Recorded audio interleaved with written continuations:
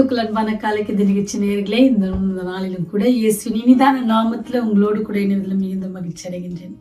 இந்த நாள் உங்களுக்கு இனிய நாளாக இருக்க இயேசுவின் நாமத்தில் உங்களுக்கு வாழ்த்துதல் கூறுகிறேன். இன்னைக்கு என்ன அப்படின்னு சொன்னால், இந்த மாதத்தில் கடைசி நாளில் வந்துட்டோம்ல, ஆண்டவர் நமக்கு மிகவும் போதுமானவராக இருந்து நம்ம என்ன செஞ்சாருன்னு சொன்னால், இந்த மாதம் முழுவதும் நடத்திருக்கிறாங்க.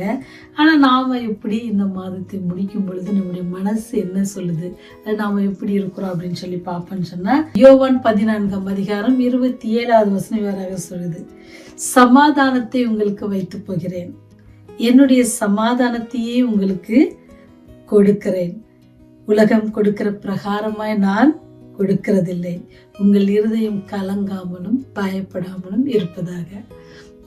பெரிய ஒரு காரியம் இல்லை, ஆண்டவர் சொல்றாரு, எனக்கு அவருடைய சமாதானத்தை நமக்கு கொடுத்துட்டு போயிருக்காரு.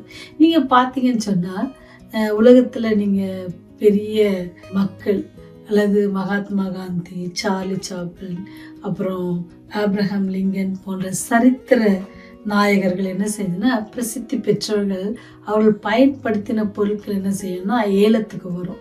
அதை என்ன செய்வாங்க, பெரிய விலை கொடுத்து வாங்குவாங்க, பெரிய மதிப்பாக இருக்கும். அதை என்ன செய்வாங்கன்னு சொன்னால், அது அவங்களுக்கு ரொம்ப ஒரு பெரிய ஒரு சந்தோஷத்தை கொடுக்கும், ஒரு சமாதானத்தை கொடுக்கும் அப்படின்னு சொல்லி அவங்க அதை வாங்குவாங்க. அது எத்தனை நாளைக்குன்னு தெரியாது, அதை பயன்படுத்தும் பொழுது, அதை பார்க்கும் பொழுது அவங்களுக்கு ஒரு மகிழ்ச்சியை தரும்.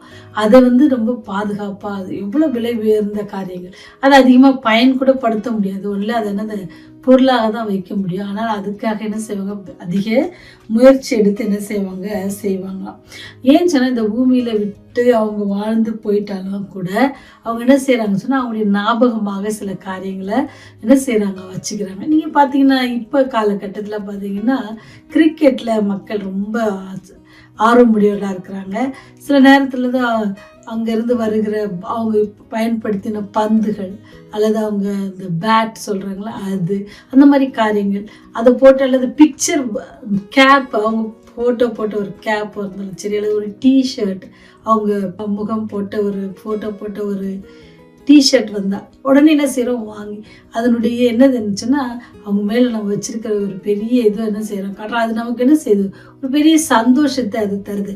நான் வச்சுருக்கிறேன், நான் நம்முடைய இந்தியா கேப்டனோட கேப் வச்சுருக்கிறேன், அந்த மாதிரி அது ஒரு பெரிய ஒரு காரியம். நீங்கள் பார்த்தீங்கன்னா யூடியூப்பில் அது மாதிரி நிறைய காரியங்கள் பற்றி நம்ம பார்க்குறோம். ஏன்னு சொன்னால், அது அவங்க என்ன செய்கிறாங்கன்னு சொன்னால், அது ரொம்ப பெருமையாக நினைக்கிறாங்க, அல்லது ஒரு பெரிய ஒரு காரியமாக யோசிக்கிறாங்க. ஆனால் ஒரு பெரிய ஒரு காரியத்தை ஒருத்தர் நமக்கு தந்துட்டு போயிருக்காங்க, ஆனால் அதை செய்கிறதில்ல, நம்ம அது ரொம்ப நினச்சி கூட பார்க்கறது கிடையாது. ஏன்னு சொன்னால், அதுதான் ஆண்டவர் சொல்கிறாருல, சமாதானத்தை உங்களுக்கு வைத்து போகிறேன், என்னுடைய சமாதானத்தையும் உங்களுக்கு வைத்து போகிறேன். ஆண்டவர் சொல்றாரு, அவருடைய சமாதானத்தை நமக்கு கொடுத்துட்டு போயிருக்கிறாங்க. அந்த சமாதானத்தை நான் பெற்றிருக்கிறேன்னா, அந்த சமாதானத்தை நான் பெறுவதற்கு என்ன முயற்சிக்கிறேன் அப்படின்னு சொல்லி நம்ம ரொம்ப சிந்திக்கணும். இந்த 10 மாதமும் ஆண்டவர் நடத்தியிருக்கிறாங்க, எவ்வளோ பெரிய கிருபை இல்லை. எத்தனையோ பேருக்கு கிடைக்காத ஸ்லாக்கியத்தை என்ன செஞ்சாங்க, ஆண்டவர் உங்களுக்கும் எனக்கும் கொடுத்துருக்குறாங்க. ஆரோக்கியத்தை கொடுத்துருக்காங்க, நல்ல குடும்பங்களை கொடுத்துருக்குறாங்க, நிறைய பிரச்சனைகள் மத்தியிலிருந்து என்ன செஞ்சாங்க, ஆண்டவர் மீட் எடுத்திருக்கிறாங்க. கடன் பிரச்சனை இருந்து சிலர் மீட் எடுத்திருப்பாங்க, வியாதிகள் இருந்து 10 மாதம் கடக்கிறது பெரிய ஈஸியான ஒரு காரியம் இல்லை, சரிங்களா? ஒரு மணி நேரத்தையோ அல்லது ஒரு நாளையோ கிடக்கிறதே பெரிய கஷ்டம். அதில் எத்தனை இன்னல்கள், எத்தனை மனவேதனைகள், எத்தனை சந்தோஷங்கள், எத்தனை துக்கங்கள், 24 மணி நேரத்தில் எத்தனை காரியங்களை நாம் அனுபவிக்க வேண்டியிருக்குல்ல. இதெல்லாம் தாண்டி ஆண்டவர் நம்மளை எவ்வளோ அழகாக நடத்தி வந்திருக்காருல. கர்த்தர் என் மேய்ப்பராக இருக்கிறார், நான் தாழ்ச்சி அடையேன் அப்படின்னு தாவீது பக்தன் சொன்னது போல, இந்த நாளில் நீங்களும் கூட என்னோட கூட சேர்ந்து சொல்வதற்கு ஆயத்தமாக இருப்பீங்கன்னு நினைக்கிறேன். ஏன்னு சொன்னால், அவருடைய வழி நடத்துதல் அப்பேற்பட்டது. அவர் சொல்கிறார், என்னுடைய சமாதானத்தை உங்களுக்கு வச்சுட்டு போயிருக்கிறேன், நீங்கள் ஏன் கவலைப்படுறீங்க, நீங்கள் ஏன் கண்ணீர் வடிக்கிறீங்க, நீங்கள் அந்த நான் கொடுத்துருக்க சமாதானத்தை எடுத்துங்க. அவர் சொல்றாரு, உலகம் கொடுக்குற மாதிரி இல்லை. கொஞ்ச நாள் அந்த பொருள் இருக்கும், போயிடும், கொஞ்ச நாள்ல நேசிப்பாங்க, போயிடுவாங்க, கொஞ்ச நாள்ல நம்மோட கூட அன்பா இருப்பாங்க, அப்புறம் பிரிஞ்சிருவாங்க, கொஞ்ச நேரம் நம்ம கூட வாழ்வாங்க, மறித்து போயிடுவாங்க. எத்தனை காரியம் இல்லை, இவ்வளவும் இருக்கிறது. இதெல்லாம் நம்ம யோசித்து கவலைப்படாதபடிக்கு ஆண்டவர் சொல்றாரு, என்னுடைய சமாதானத்தை நான் உனக்கு தரேன், என் சமாதானத்தை உனக்கு தரேன் அப்படின்னு சொல்றாரு. ஒருவேளை இந்த மாதம் முழுவதும் தேவன் நமக்கு நடத்தின எல்லா காரியத்தையும் குறித்து நீங்க ஆண்டவரே நான் இவ்வளோ காரியத்தை இது எங்களுக்கு செய்து அதெல்லாம் நாங்கள் பெருசா நினைக்காம இந்த உலகப்புறமான காரியத்துக்காக நாங்கள் அழுது வேதனைப்பட்டு எங்களுடைய காரியங்களை நாங்கள் பண்ணிட்டோமே அப்படின்னு சொல்லி நினைப்பீங்கன்னு சொன்னா, இன்னைக்கு ஆண்டவர் உங்களையும் என்ன ஆறுதல் படுத்துக்கிறாங்க, என்ன சொல்றாங்க அப்படின்னு சொன்னா, என்னுடைய சமாதானத்தை உனக்கு நான் தரேன் அப்படின்னு சொல்றாரு. எல்லா சூழ்நிலையிலையும் நீங்க பாத்தீங்கன்னு சொன்னா, வேதாமத்துல ஆண்டவரோடு கூட இருந்த தேவனுடைய சீஷர்கள் அவங்க என்ன செஞ்சாங்கன்னா, இக்கட்டான நேரத்துல அந்த சமாதானத்தை அவர்கள் பெற்றுக்கொண்டாங்க. ஒருவேளை பணமோ அதிகமா இருக்கலாம், ஒரு கோடீஸ்வரரா இருக்கலாம், ஒரு மில்லினியரா இருக்கலாம், ஆனாலும் அவங்களுக்குலாம் சமாதானம் கிடைக்குமா அப்படின்னு சொன்னா, இருக்குதான்னு கேட்டிங்கன்னா அது ஒரு கேள்விக்குறிதான். ஏன்னா அவங்களுக்கு அநேக மன அழுத்தங்கள், பிரச்சனைகள், போராட்டங்கள் இருக்கும். ஆனா ஆண்டவர் சொல்றாரு, ஆண்டவரோடு கூட இருக்கிற ஆண்டவரை நோக்கி இருக்கிற பிள்ளைகளுக்கு அவர் சொல்றாரு, நான் என்னுடைய சமாதானத்தை உங்களுக்கு, அந்த சமாதானத்தை பெற்றுக்கொள்வதற்கு யாரெல்லாம் அவர்கிட்ட போறீங்க, ஆண்டவரே நீங்க எனக்கு சொன்னீங்களே அந்த சமாதானத்தை எனக்கு தாங்கன்னு யாரெல்லாம் கேட்டிருக்குங்க.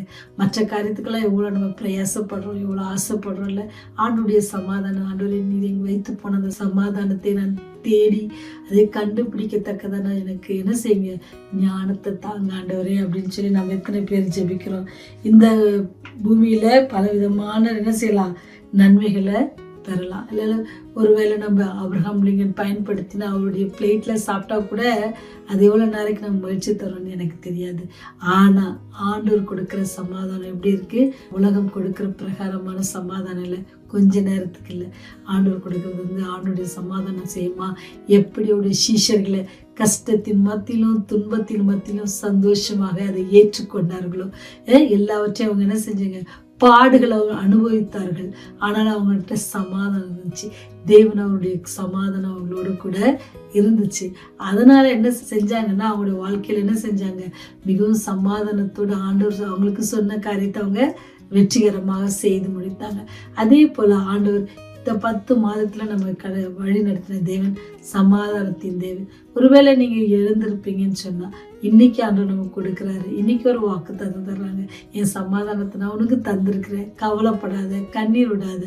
ஏன்னு சொன்னா ஆண்டவருடைய சமாதானம் வரும் பொழுது எல்லா காரியமே நமக்கு என்ன தெரியாது, ரொம்ப பெருசா தெரியாது, எல்லாம் ஆண்டவர் எனக்கு கூட இருக்கிறாங்க, அவங்க பார்த்து கொள்வாங்க, அவர் தான் எனக்கு அப்படின்னு சொல்லி நீங்க உங்களை மனசார அவர்கிட்ட ஒப்பு கொடுப்பீங்கன்னு சொன்னா, அவருடைய சமாதானத்தை பெற்றுக்கொள்ளும் பொழுது உங்களுக்கே தெரியும், நீங்களே என்ன செய்வீங்க, ஆண்டவரே நீ என்னோட கூட இருக்கிறீங்க, உங்களுடைய சமாதானத்துல என்ன நடத்துறீங்கன்னு சொல்லி நீங்களே என்ன செய்வீங்க, நன்றி சொல்லுவீங்க. இந்த 10 மாதமும் நம்ம நடத்தின தேவனுக்கு இந்த நாளை நம்ம நன்றி சொல்லுவோமா, ஜெபம் செய்வோம். சமாதானத்தின் காரணரே மே நோக்கி கூப்பிடுகிறோம் ராஜா, எங்களுக்காக நீர் விட்டு சென்ற அந்த சமாதானத்தை நாங்கள் பெற்றுக்கொள்ள எங்களை தகுதிப்படுத்துங்க சுவாமி. நாங்கள் பாவிகள், பிரதான பாவிகளாக இருக்கிறோம். எங்களுடைய குற்றங்கள், குறைகள் எல்லாத்தையும் ஒரு விசை கூட மன்னித்தருளுங்க ஆண்டவரே. கடந்த 10 மாதமாக நீர் எங்களை வழிநடத்தி வந்ததற்காக நன்றி செலுத்துகிறோம். அநேக வேளையிலே நீர் எங்களை பாதுகாத்திரே, அதற்காக நன்றி செலுத்துகிறோம். உணவுகளை கொடுத்தீர், அதற்காக நன்றி செலுத்துகிறோம் ஆண்டவரே. நித்திரைகளை கொடுத்தீர், அதற்காக நன்றி செலுத்துகிறோம் ஆண்டவரே. ஆடைகளை உடுத்துவதற்கான கிருபியை கொடுத்தீங்க, அதற்காக நன்றி செலுத்துகிறோம். போக்கிலும் வரத்திலும் எங்களோடு கூட இருந்தீர், அதற்காக நன்றி செலுத்துகிறோம். நாங்கள் எங்கு சென்றாலும் எங்களை கைவிடாதபடிக்கு பாதுகாத்தீர், அதற்காக நன்றி செலுத்துகிறோம். நல்ல சுகத்திற்காகவும் பலத்திற்காகவும் நன்றி செலுத்துகிறோம் ராஜா. இந்த நாளில் நீர் சொன்னது போல உடைய சமாதானத்தை எங்களுக்கு கொடுத்ததற்காக நன்றி செலுத்துகிறோம். உலகம் கொடுக்கிற பிரகாரமாக இல்லை ஆண்டவரே, நீர் எங்களுக்கு கொடுத்திருக்கிற சமாதானத்திற்காக நன்றி செலுத்துகிறோம் சாமி. இல்லாமையிலும் நீர் எங்களோடு கூட இருந்து ஆண்டவரே, நீர் எங்களுக்கு சமாதானத்தோடு ஜீவிக்க நீர் கிருபை செய்திருக்கிற, அதற்காக நன்றி செலுத்துகிறோம். ஒவ்வொரு நாள் நாங்கள் நன்றி ஜீவிக்கதான ஞானத்தை எங்களுக்கு கொடுத்ததற்காக நன்றி செலுத்துகிறோம். இந்த மாதம் முழுவதும் காத்திரதற்காக துதிக்கிறோம், சோஸ்தரிக்கிறோம் ஆண்டவரே. புதிய மாதத்திலும் புதிய வாக்கு தத்துவத்தை எங்களுக்கு தரப்போவதற்காக நன்றி ஆண்டவரே. தொடர்ந்து நாங்கள் நண்பிலை நிலைத்திருக்க கிருபை செய்யுங்க. பாவிகளாக எங்கள் மேல் கிருபையாயிருங்க. ராஜ்யம் வரும்போது நினைத்தள்ளுமாய் இயேசு வழியாய் ஜெபிக்கிறோம் ஜீவனுள்ள நல்ல தகப்பனே. ஆமென், ஆமென்.